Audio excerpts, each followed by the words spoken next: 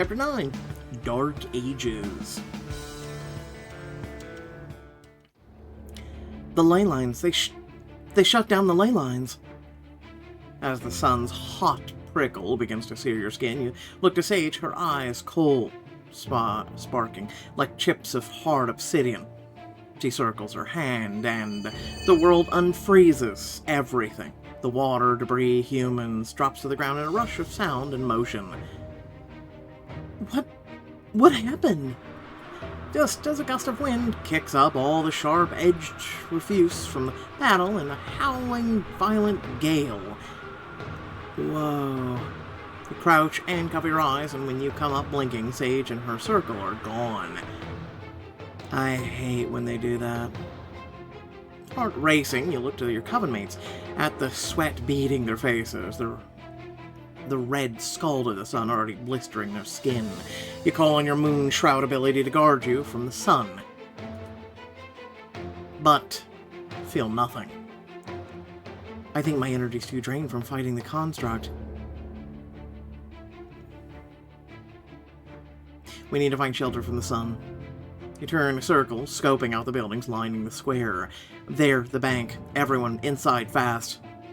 Grab Cass and Gabe, your vampire strength and speed, propelling them ahead of you, but before you can take another step, Lewin yanks you back. We can't crowd the buildings. We'll be stuck inside until sundown, and the humans will suspect something. Then we run. Absolutely not. If we run at full speed, we'll expose ourselves as supernatural beings. So you want us to just fry a vampire barbecue in the town square? Might just dip off. Some of these things are not like the others. We'll have to manage. Everyone proceed calmly to the Nexus at human speed. If we run at human speed, we won't even make it to the woods. We need to get out of the sun fast before we all burn. Wait, my guidance ability. It'll show me the quickest way back. You close your eyes, reaching for the familiar tug you know will safely lead you home, but I can't feel it. It's like the moon shrouded.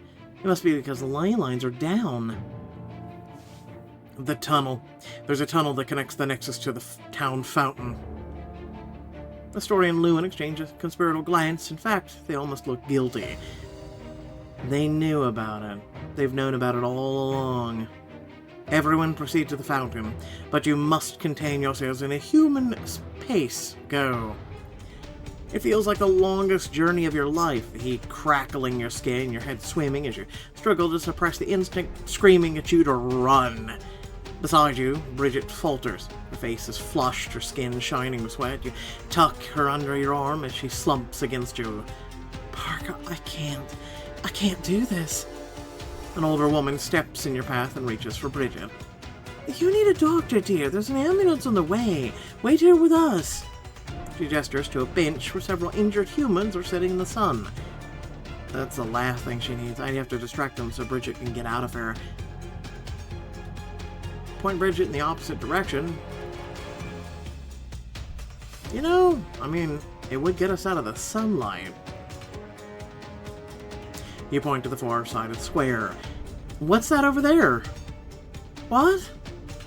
With her attention diverted, you aim the stone at Bridget, covering her in a dark veil. She sighs with relief. Oh, that's so much better.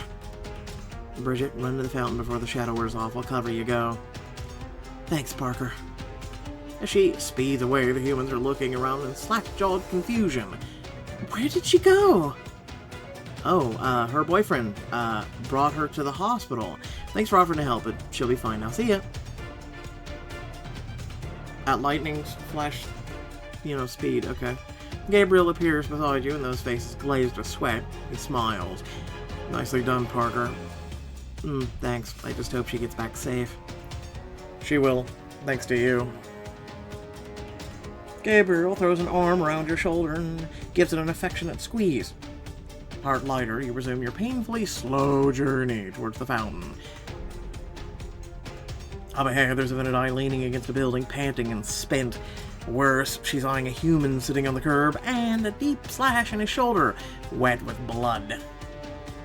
Someone, help me. The Veneti inches towards him, fangs extended, and you grab her arm and pull her away. We're still in town, Ronnie. In full view of humans, you can't be seen feeding. I'm not gonna make it unless I get my strength back. Let me go. Lightning fast, she shakes you off and rushes the human. Knock her out and carry her. Slow her down with underwater Moomin Ruin. You point the stone at her back. She freezes, her arms and legs straining against the magic hold. She turns to you and snarls. What are you doing to me? Saving you from yourself. Leave him alone and I'll give you back your full speed. You suck, Parker. Not as much as you were about to. Better than you sucking on a guy. Now go. Fine. With another growl, she changes direction, and as you release her from the rune's magic, she takes off for the fountain. You take the next corner as what feels like a snail's pace, the sun's relentless scorch of pain. I don't know how much longer.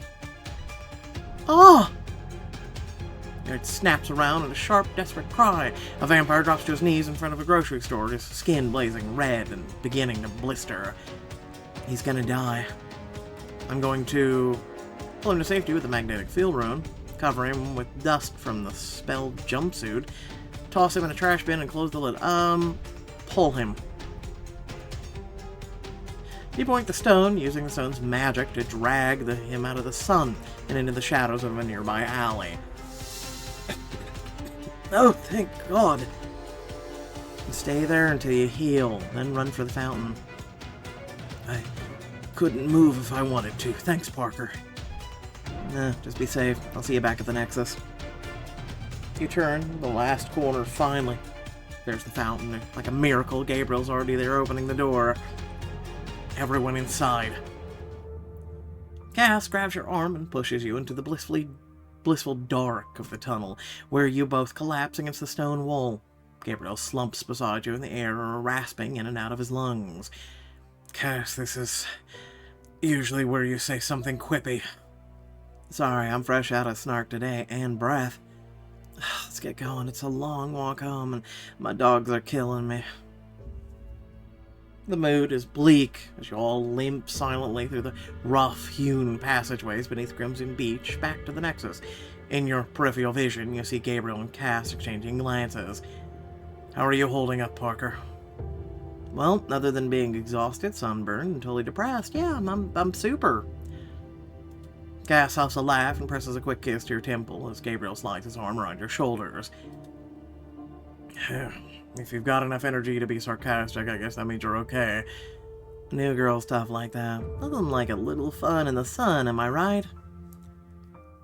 Why is it it used to be normal that they were normal, and I'm noticing that when they're not in peril, that they're always in vampire mode. It's weird.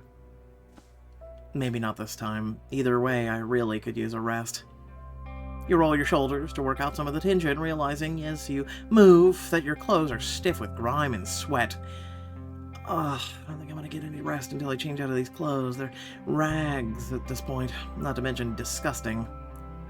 Well, can't do much for your exhaustion and depression, but I can help in a not disgusting clothes department. Let's go to my room. I'm sure I got stuff that'll fit. So do I. And bonus, mine have actually been or seen the business end of an iron. Rankles equal character, so what'll be, new girl? Punk princess or popped collar? Okay. Alright, just to let you guys see the outfits, this one is for Cass. This one's for Aldahar. I'm gonna go ahead though, and I'm gonna pick the Cass one, because why not? I'm gonna have to raid Cass's closet this time. Raid being the operative word. Maybe dial back on the leather and spikes this time, Harlow. She's injured enough. Relax.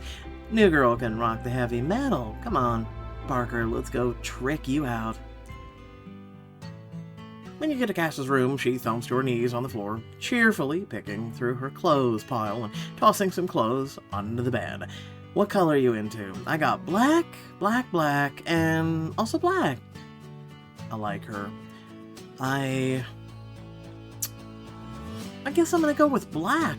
But maybe with a top for a little added flair. Excellent choice. One black with flair coming up. She fishes a pair of jeans and a vest out of the chaotic mound of clothes. Hands them to you along with the top. Here, try that on for size. You slip into the clothing and step in front of a mirror, startled by how good you look in the black leather vest and jeans that hug your form. Damn good. You turn to Cass and prop your hands on your hips in a coy pose. Well, what do you think? But Cass is just staring, her mouth slightly agape as her gaze rakes you from head to toe. This is the part where you tell me I look cute. She blinks and shakes her head like she's coming out of a trance. I'm thinking of a word, but it's definitely not cute. Care to share with the class? Hot? Super hot? That's 2 words. I never said I could count. You laugh and loop your arms around her neck, and what was meant to be a quick kiss immediately escalates to a blazing hot crash of lips. That's right. I should raid your floor more often. Who knows what else is under there? Well, it is where I keep the best stuff, but about that. Your phone dings with an incoming message. You skim the text and then hold the screen up to Cass. It's Gabriel. They've called an emergency meeting in the tribunal chamber. All vampires on deck. Well, let's hit it. Gabriel's waiting in the hall outside the chamber, and when he catches sight of you and Cass's ensemble, a slow smile spreads across his face. Wow, I'm impressed, Cass. Though, to be fair, Parker'd look amazing in anything. Agreed. I bet she could even make your dork suits look fierce. Stop it. You spin Cass by the shoulders and push her into the chamber. Come on, let's get inside before we get bumped to the cheap seats. Inside, the chamber is already full, and you press on your toes to scan the crowd of exhausted, sun-blistered vampires searching for your friends. I think everyone made it back. All in one piece. More or less, anyway. Take that, Seiji. The coven leaders mount the dais. Their eyes are dark, hollow, their faces drawn in grim lines. Even Lewin's steel gaze seems somehow diminished. I know the feeling. The vampires immediately begin to clamor for answers, and he raises his hands for silence. It has been a trying day, and as I look out over all of you, I see how discouraged you are. We are as well. Astoria steps forward, her arms crossed, angry, defiant, across her chest. We cannot lose hope. We will fight this outrageous verdict and defend our home to our last breath. They will not destroy us. But how are we supposed to stop them? They've turned the Nexus into a prison. This is a death sentence. Exactly. How can we defend ourselves in Crimson Beach when we're trapped like rats in a cage? And what about our covers? I have a day job. I assure you, the ley line problem is our #1 priority, and we are working on a solution, including sourcing help from within the coven. Surprising statement sparks an idea in you, and you lean into Cass and whisper, Cass, try touching the ley lines again. If Astoria is reaching out to the coven for help, she's definitely coming to you, and that's the first thing they'll ask. I tried, though, a couple of times. It's not a simple runestone problem this time. It's a witch spell problem. Talk to Astoria to Lewin. They've been researching, so maybe they found some kind of counterspell to shut it down. Even if they did, I wouldn't know how to work it.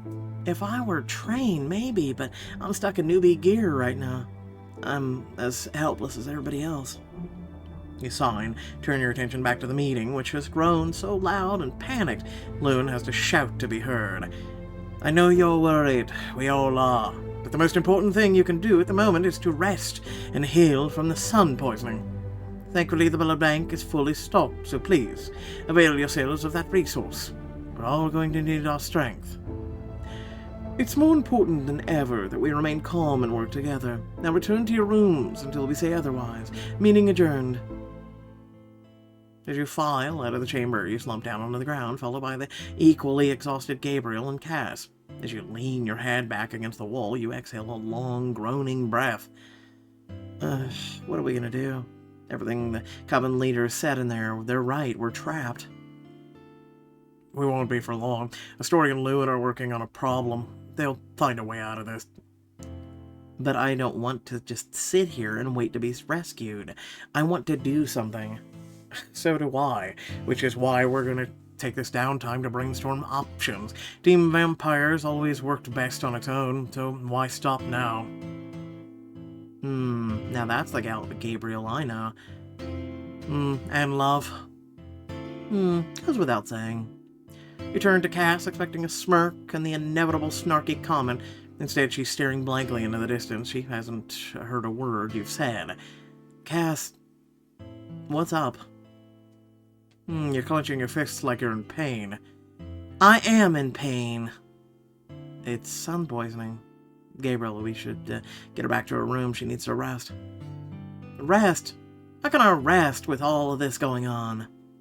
She circles her hands wildly in the air, and you turn to Gabriel, he looks just as confused as you feel. Wait.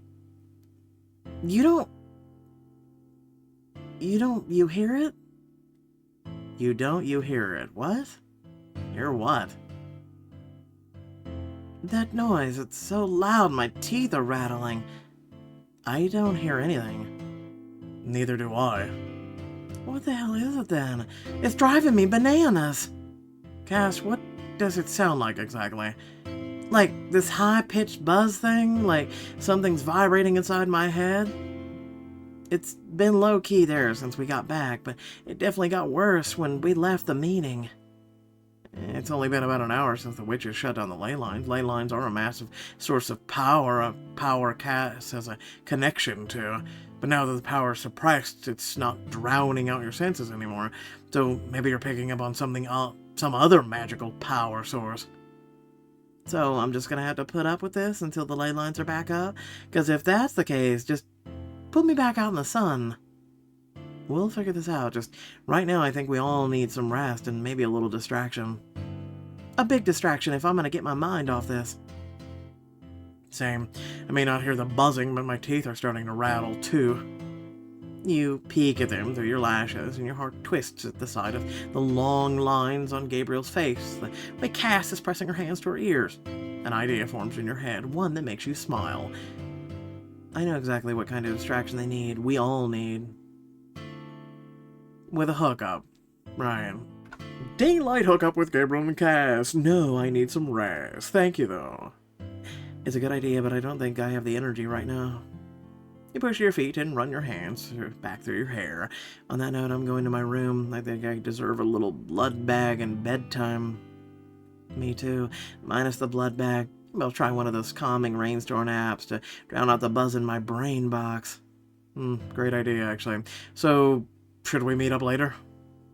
Yeah. Text me when you're feeling better, and Cass, get some rest. Aye, Captain.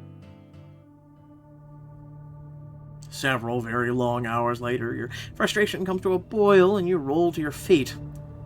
Those witches are out there planning to destroy Crimson Beech, and I can't lie here tossing and turning anymore. I gotta do something, anything. The Nexus hallways are unusually crowded, every vampire you pass wandering aimlessly, depressed through the corridors. It's like they're losing hope. Where the hell are Gabe and Cass? Then you spot Cass's form dogging Astoria down the hall like a particularly persistent bloodhound. What part of get some rest did you not understand, Cass? Oh, I understand. I just don't care. Astoria is visibly irritated, and she stops to face Cass down, her eyes flashing like hellfire. Oh, that's not good. Since you've clearly overwrought, I'll forgive you. I'll forgive you that. But if you persist, I will have you locked in the dungeon. For asking questions. For insubordination. So asking questions. I'd better stay out of this one. With all my recent meddling, I'm vampire non grata with both coven leaders. Getting in the middle would be throwing water on a grease fire. You remain half hidden around the corner, watching, but keeping quiet. I'll go, but not before I get some answers. And what exactly do you believe I can tell you? You're the one doing all the top secret, witch research. Tell me what you found. Like, have the witches have been in Crimson Beech before? I mean, they must have if they put that monster ruin in the ground. So where'd they go? Why'd they come back? And what do you know about my family, my human family? Astoria's growl of warning makes your stomach clench, and you're taking an involuntary step back into the shadows. Cas Harlow, since it seems to have escaped your notice, I am the leader of your entire coven. Your coven. The last thing I have time for is helping the #1 troublemaking pain in my ass fill out her family tree. Now, if you'll excuse me, I have a crisis to manage. Astoria storms off, leaving Cass staring after her like a lost child. She sighs, and all the fire drains out of her like air from a balloon. Yikes, even for Astoria that was harsh. You approach her slowly and press a comforting hand to her shoulder. Want to talk about it? For a minute, you're not sure she heard you, and then she sighs. The sorrowful look on her face breaks your heart. All I want to know is where I came from, Parker. There has to be some connection between me and those witches. It can't be coincidence that I was born in Crimson Beech, came back later. So how does my family fit into all of this? That has to be where my powers come from, right? Makes sense. Magic doesn't happen in a void, right? So I was thinking, if I can find out my family history, maybe I can make a connection to those present-day witches and use that to try and convince Sage that Crimson Beech isn't a lost cause. And if that doesn't work, I'll find some kick-ass killer spell that'll blast their crunchy granola balance keeping asses into space. Do you want to try contacting Sage now? I don't know. That skirt's a little too close to treason, even for me. Not if I broker a deal. You could be the hero. But I can't just roll up on her doorstep and be like, hey, babe, what's the deal with my family sitch? I need to come at her with solid proof that I'm not just some orphan witch turned vampire. Something that'll guarantee they see me as one of them. Well, and if you don't find it? It's back to plan B. Kick-ass killer spell. Well, let's do some research then. The Chamber of Laws has tons of records about the early history of Crimson Beech. To your surprise, the chamber is deserted, and as you navigate through the stacks, your footsteps echo eerily off the stone floors. You'd think that if they were doing all this research, someone would be here. Exhibit A, B, C, D, and whatever else, for why I don't trust them. I've been here a bunch of times since it started, and all I've seen is books and Gabriel. Same difference, but don't tell him I said that. They take it as a compliment, and his geek history's head's big enough as it is. You pull as many of the tomes as you can find from the oldest section of the chamber, and Cass waves her hand across the piles. Pick your poison. You select a book and begin being careful with the cracking leather and crumbling pages. Peel it open and begin to read. But after 2 hours of skimming through the dullest historical treatise you've ever encountered, you take a break to rub your eyes. Are your retinas detaching, or is it just me? I could definitely cry of some blood, but I just found this really old book and it looks kind of promising. It's a translation about the founding of Crimson Beech covens, like we're talking before the human settlers got here and stunk up the place. That's... Hey, didn't think I'd find you guys in here. Gabriel, where have you been? I texted you a couple times, but you never answered. Yeah, sorry, I had some Clement's stuff to take care of. So, what are you guys up to? He rubs the back of his neck and shrugs, but it's the uncharacteristic way he seems to be avoiding your eyes that catches your attention. We're looking for info on witches and magic, but what Clement's stuff? Just Lua needed help on a research project. Researching what? Nothing important. This is like pulling teeth. Why is he being so cagey? It must be important if a coven leader asked you to do it. He just was looking for information on the ley lines. What could cause a blockage, how to fix it, that sort of thing. Cass's head snaps up, suddenly fully focused on the conversation. Did you say ley lines? Yeah, why? You got something? You tell me. I'm reading History of the Crimson Beech Covens. It's drier than burnt toast, but I was skimming it for any reference to witches, and I just got to the chapter about the ley lines. Gabriel pulls the book in front of him, swiftly sliding his finger back and forth across the page. This looks like a record of the original discovery of the ley lines. There might be something here that'll shed a little light on our situation. What do you think, new girl? Offer a little history lesson? Can I say no? Seriously? That's definitely worth a read. Hard agree. Would you look at Aldahar? Last time I saw him smile like that, I was giving stickers to a kid in an Iron Man getup. I don't know what's blowing my mind more. Cass willingly reading a history book or Cass handing out candy bars on Halloween. Okay, as entertaining as this shade-off is, we need to focus. Well, it starts with early vampires taking refuge in caves during the day, but they were also running from hunters who, at this point, had nearly wiped them out. But then a lone Venedai stumbled upon the ley lines and discovered that he was miraculously resilient to sunlight. He spread the word to the covens, and blah blah blah. Venedai's claimants teamed up, defeated the hunters, bartered with the indigenous Mohicans for the rights to live on the land. I know the story. Shiloh told it to me the day Gabriel took me to meet the Clements. But here's what Shiloh didn't tell us. It says here that the vampires were not the first to discover the ley lines. An insular and enigmatic community of humans knew about them, and I quote, jealousy guarded their source. Jealously. The community lived in remote hills beyond the land of the Mohicans, who referred to them as the Akai folk. Desiring to learn of their miraculous power, the vampires resolved to seek the humans out. Fair greeting, stranger. Become as emissaries from the leaders of our Pardon me, settler. And fair greetings to you, Nightwalker. Nightwalker? You know of the vampires? We know many things, including the origin of your species, but that is a tale for another time. Why do the Mohicans call you the Akai? I have lived centuries and I have never heard this word. The Mohican people honor us with the name. It means keepers of the earth, but we call ourselves the children of the Gaia. A wave for Gabriel to stop, tapping the tips of your fingers to the palm of your other hand. Whoa, flag on the play. Where did Nightwalkers come from? We kind of figured that one out. Children of the Gaia? Those people were witches. The proof was here all along. How did we miss it? The real question here is Astri and Lewin. They were around at the time. How did they not know?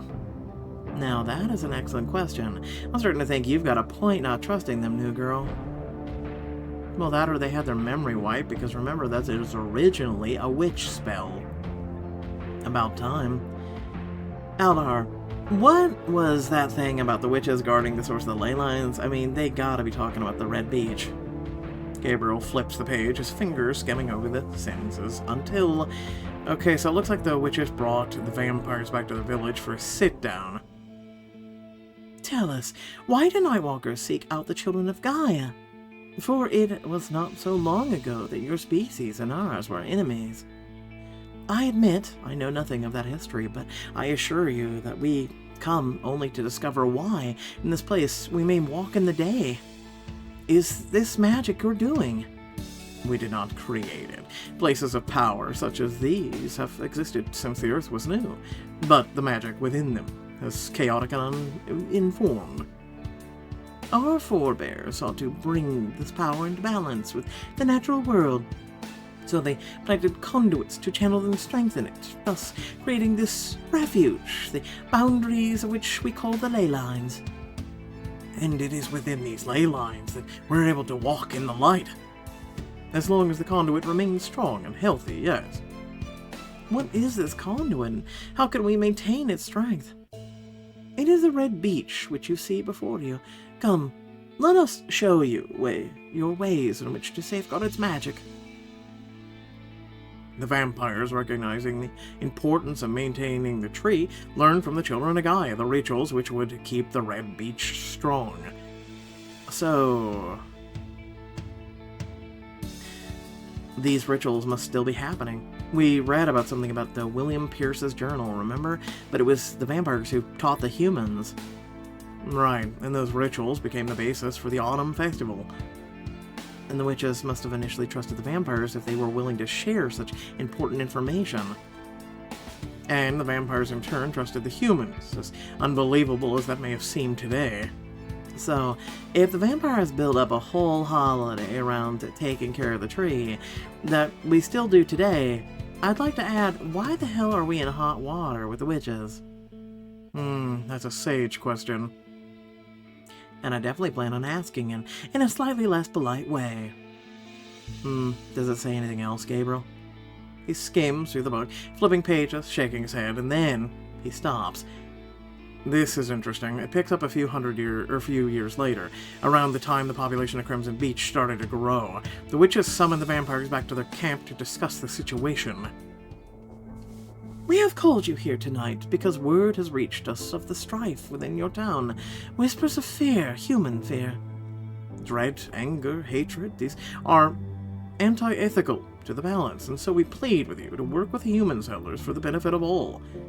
You know that we feed on them, do you not? We do, but the balance of the ley lines and the health of the conduit must be maintained. Balance is derived from harmony. It is in your best interest to allow the humans to thrive. In this we agreed. Our people maintain the rituals you have taught us to safeguard the Red Beech. But if we have offended you, please accept our apologies. Do not speak for me, Clement. Would you open up an old wounds? You must admit, the Venadi hunting activities have grown excessive. That man you took, Blackwood, and his wife? Perhaps we have become a bit too enthusiastic as of late. Very well. My coven will limit their hunting to outside the ley lines. The town and its residents shall live free from harm. In addition, we will teach the humans to pay tribute to the trees as we do, so that the source of the ley lines will ever flourish. And then let it be. Well, guess we know how the whole do not hunt within the borders of ley line crap started. Witches really know how to mess up a good thing. You stroke the book, lost in thought. According to this, everyone in Crimson Beech was connected at some point. The witches to the vampires, to vampires to the humans. So I'm wondering, what happened to the witches? They clearly skipped town, probably hightailed it when Astoria and Lewin took charge. Unless maybe they didn't leave. Maybe they just went undercover. Undercover Witches. Sounds like a 90s band. What are you thinking, Parker? I mean, Libby has a very resilient memory. The memory wipe thing has not worked almost every time they've tried. And perhaps her parents might be witches. Just a thought. Maybe they might be undercover, and the fact that we almost killed Libby kind of, well, it's tilted them. I'm thinking maybe Cass is descended from those early Crimson Beech witches. She gasps and goes still, her mouth hanging open as she spins through the bombshell you just dropped. Well, that too. I can't. She presses her hand or ear, her face scrunching in pain. What's wrong? That damn buzzing noise just turned itself up to 11. She pushes out of her chair so hard it slams to the floor. Screw it, I gotta find whatever's causing this before I lose what's left of my mind. She storms into the chamber and you and Gabriel follow as she wanders the hallways, pausing occasionally to listen and growl. Do you know where you're going? No, but I know I'm getting closer. She stops short at the turn of a corridor, eyes closed, her head tipped to listening stance, then stares in the shadows of a nearby stairwell. It's down there. Cass, the Coven leaders of their workspaces down there. You can't just... This is probably what they're doing, some sort of experiment against the witches. She ignores the warning and bolts down the stairs. You and Gabriel follow, but halt at the bottom of the landing where Cass is staring hard at the one very particular door. That's Astoria's private office. You really want to risk going in there? I don't have a choice. Whatever's in there, it wants me to find it. This isn't like any of the other magic pulls I've felt before. This one's personal. Well, then we got your back. You look both ways down the hall and then press your ear to the door, listening for movement. After a moment, your enhanced hearing picks up nothing more than a ticking of a clock. Coast is clear. Well, here's the lucky silver brand, number 7. She takes a deep breath and turns the knob. You would think that they would have it locked. The room is lit by torches, meticulously arranged with mysterious artifacts lining the shelves and a wooden desk against the wall. Cass steps inside but reels sharply back. Can you tell where it's coming from? The desk. Definitely the desk. The piece is heavy, ornate with drawers on both sides. You yank open one by one, files, more files, but then this one's not opening. Let's find the key. Screw that. She grabs the handle and gives it a violent yank. The lock's no match for vampire strength, and with a loud crack, the drawer flies open. That's gonna take some explaining. I'm past Karen at this point. Astoria can kiss my She chokes in a breath, her eyes widen. She turns almost preternaturally still. Hands shaking, she reaches into the drawer and pulls out a grimoire. The tome is thick, ancient, its embossed cover worn at the edges, and dominated by a large gold pentagram. You've seen this before? Yeah, it's one of Astoria and Lewin's used for a erasure ritual. Why would it be calling you, Cass? Because it's mine. It's the book my parents left me. Well, that's interesting. I mean, they do talk about balance. We'll get to that here in a second, but without further ado, if you did enjoy the video, please make sure to like, share, and subscribe if you haven't already. Leave a comment down below, let me know your thoughts, but here we go. Let me put it this way. So, Cass is a witch. And did we ever get told how Cass was turned? I don't think we've ever been told. Now, we know Aldahar and his origin story and what happened to him, because he was, vampire hunter child, and the whole 9 yards, and his grandmother, and yada, yada, yada, right? We know his story. I don't think we've ever been told Cass's. It's been something that she's just been, her past is heavily guarded. She's been very secretive above, but then when we get to know her more, we've never been told her past because she doesn't even know it. And then here she is, she found a book that she probably remembers from when she was a human, right? So my question is what happened to her folks? And then, I mean, okay, so that's actually a very good question, because this would be something that, remember, there was no hunting or whatnot allowed in the ley lines. There might be a stipulation for also witches.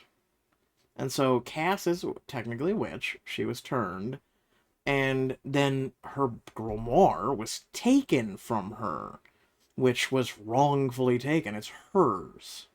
It was her family. It was her legacy, the whole 9 yards. So it's hers. So I'm just trying to think of where they're going to go with this. Because it's Pixelberry, right? It's choices. So they're either going to go one direction or they're going to go another. And I think part of Cass is also attitude and her rebelliousness, and mainly attitude, but whatnot, is because a lot of the pieces in her past just aren't there. And she also has been searching for her identity this whole entire time. When you really think about it, she's just kind of like made this identity of herself, which is tough, gruff, rigid, don't screw with me, the whole 9 yards. And this would also explain why Cass is how she is, and who, what, when, where, and why. So I'm actually kind of really curious about where they're gonna go with this, and I am genuinely curious. So I guess we'll have to see. Aside from that, let me know your thoughts down below. I always look forward to reading what you have to say. Other than that, thanks again for watching. Catch you all later. Peace out.